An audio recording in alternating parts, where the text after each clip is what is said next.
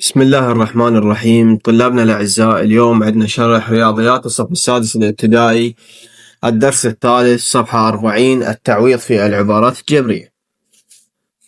شنو عندنا التعويض في العبارات الجبرية؟ العبارات الجبرية أخذناها في الدرس السابق، الدرس الثاني، المتغيرات والعبارات الجبرية، وعرفنا شنو العبارات الجبرية وشلون التعويض وشلون حلها. هسه عندنا طريقة التعويض. طريقة التعويض في العبارات الجبرية عندنا ملاحظات مهمة. يقول لك يقصد في التعويض في العبارات الجبرية هو تعويض الرقم المعطى للحرف بدل الحرف. يعني شلون؟ يعني مثلا يقول لك مثال L تساوي 6 زائد L تقسيم 2.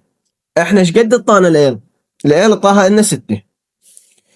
احنا نعوض حسب هاي الملاحظة، نعوض الرقم مكان الحرف. هسه نجيب نحذف الحرف هذا L هنا، نعوض مكان الستة، صار 6 زائد 6 12 تقسيم 2 6.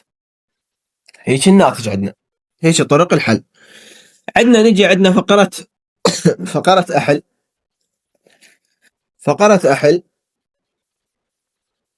فقرة تتأكد عندنا صفحة 41. فقرة تتأكد صفحة 41 عندنا بها حل. عندنا مثلا يقول أم زائد 6، الأم زائد 6، بحيث أن الأم تساوي 10. هسه احنا عرفنا الأم مش قد تساوي 10. بالملاحظة قال لي أعوض الرقم المعطى للحرف بدال الحرف. هسه أنا مطين الأم هي 10، إذا أبدل مكان الأم أخلي 10. شو أقول؟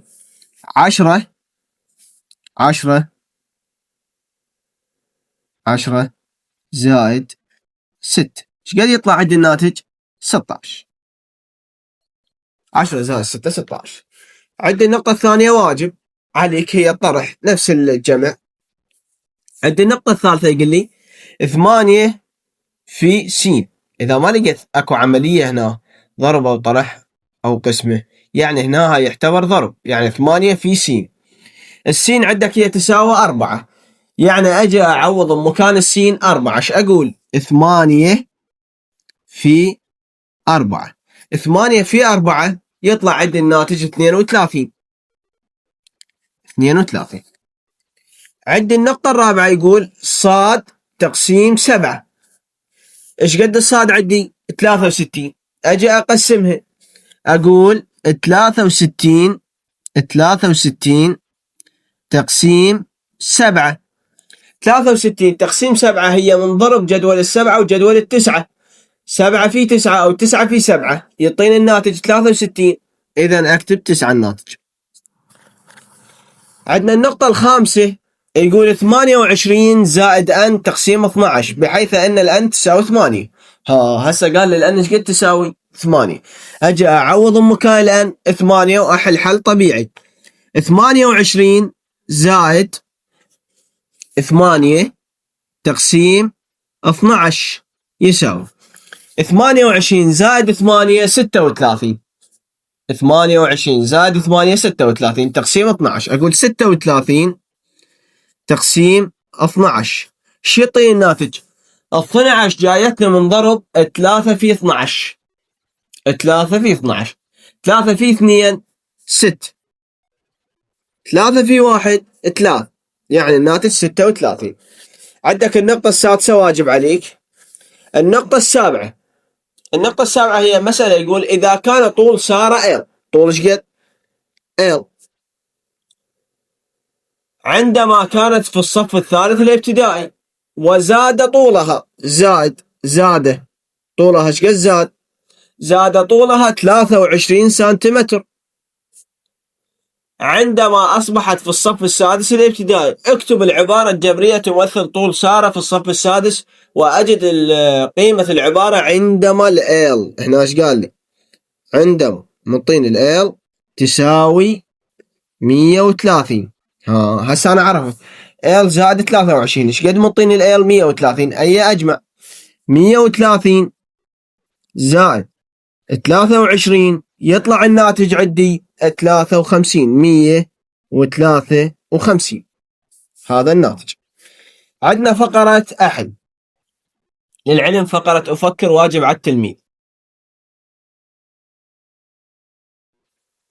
عندنا فقرة أحل النقطة 8 يقول 7 في س، نفس ما قلت لك بالنقطة 3. يعني إذا ما لقينا لا جمع لا طرح لا ضرب لا قسمة، إذن هاي عبارة عن ضرب. 7 في س، س يساوي 3. شو أقول؟ أعوض مكان السين إيش قد؟ 3. يعني 7 في 3. 7 في 3 بجدول الضرب مال 3 وجدول الضرب مال 7، لازم حافظهن. يطلع عندي 21. النقطة 9 واجب، هي القسمة. نقطة 10 واجب، هي الجمع، والجمع طبيعي. نقطة 10. عندك نقطة 11 يقول لك 3 في حاء تقسيم 4. الحاء ايش قد معطيناها؟ 28. اقول 3 في مكان الحاء عندي 28 تقسيم 4 يساوي 28 تقسيم 4 ايش قد يطلع عند الناتج؟ 28 تقسيم 4 7. اذا 3 في 7 ايش قد الناتج؟ 3 في 7 هو 21. 21.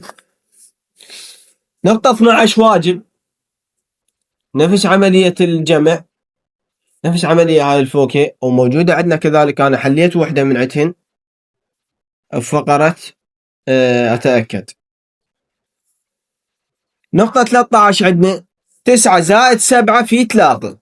9 زائد س في 3. س ايش قد عندي؟ -9. أقول 9 زائد -9 في 3. أنا عرفت بالفصل الأول عملية الجمع وعملية الطرح. هسه هاي إذا الإشارات مختلفة، طرح لو جمع طرح. 9 ناقص 9 صفر. الصفر في 3 صفر. الصفر في 3 صفر. عندنا نقطة 14 مسألة. ينتج خباز 20 رغيفا. ايش قد ينتج الخباز؟ 20 رغيف في كل وجبة، ويبقى منها ال. يبقى منها ال يعني ينقص، يبقي، ينقص من هاي 20 ال رغيفا ويبيع الباقي. اكتب عبارة جبرية تمثل عدد أرغفة الخبز المبيعة لديه إذا أنتج 4 وجبات. إذا نتج 4 وجبات يعني نضرب في 4، بعد ما ننقص نضرب هذا الناتج في 4. 4 وجبات. وأجد قيمة العبارة عندما الآل قال الآل إيش قد تساوي 3. صارت واضحة. الحل 20 ناقص 3 في 4. 20 ناقص 3 17 في 4. 17 في 4. 4 في 7 يطلع عندي الناتج 28. 8 و2 باليد. 4 في 1 4 و2 6. إذا 68. هذا الناتج. وأي سؤال إذا عندك أي سؤال اكتبه بالتعليقات، أما قناتنا اليوتيوب أو قناتنا بالتيك توك.